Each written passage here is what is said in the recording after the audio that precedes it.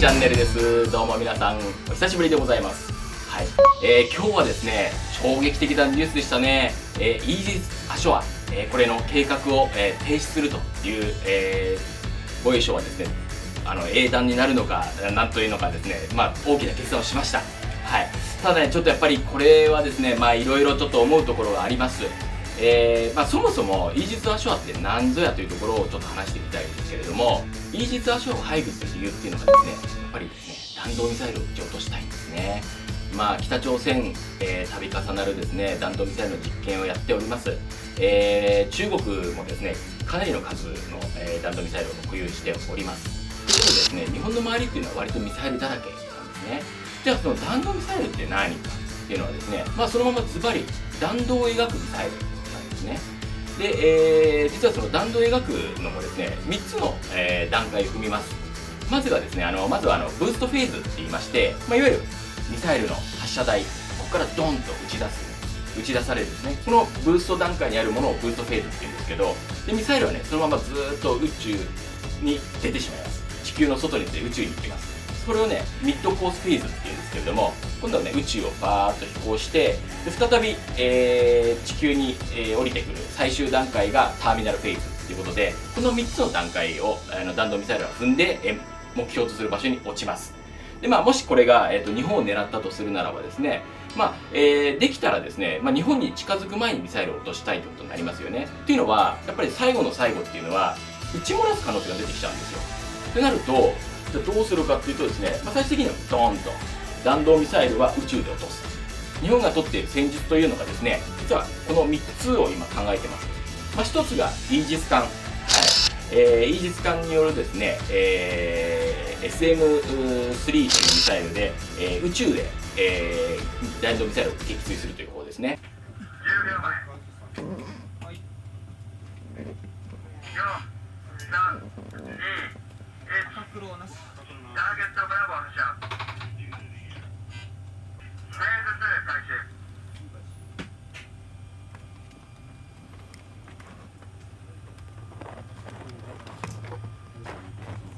目標予想位置。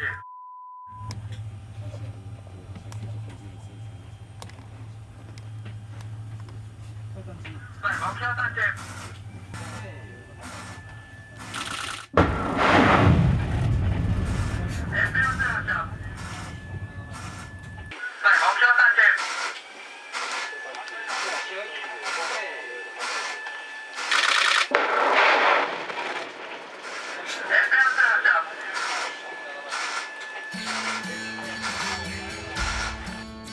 続いてですね、宇宙空間から、今度地球に、もう一度再突入して、本当に目標に攻撃するギリギリのところで攻撃しようとしているのが今、航空自衛隊の PAC3、これをですね、ちょっと今新しくして PAC3 の MSE というバージョンにしようとしていますけども、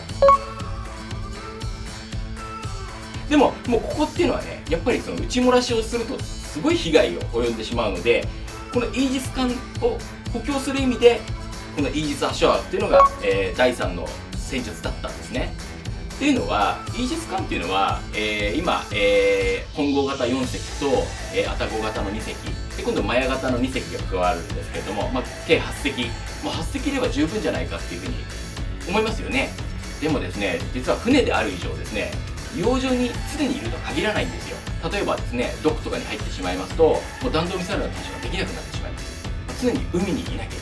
でも8隻全部海にいるっていう稼働率は残念ながら今の、海上自衛隊持ってないというか、8隻じゃなくてできないんですよね。やっぱり4隻、沖に出てれば4隻は何らかの形でやっぱり補給とか修理とかってことで、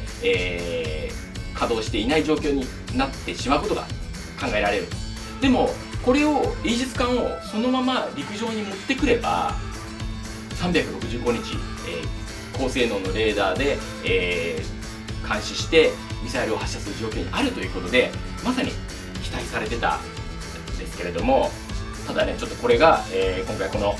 3番目のこのイージス・アショアっていうのがなくなってしまったんですよね。で、その365日ただ見るっていうだけじゃなくて、イージス・アショアっていうのはね、またレーダーがちょっと